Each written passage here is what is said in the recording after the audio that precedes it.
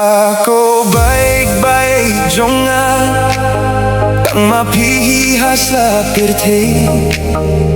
Wadlang idukmak na ngikmen bat ka jing kirwa.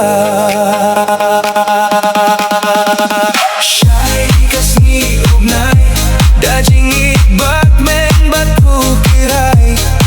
Hapertay jong iyak mo day ka jing sup jing men.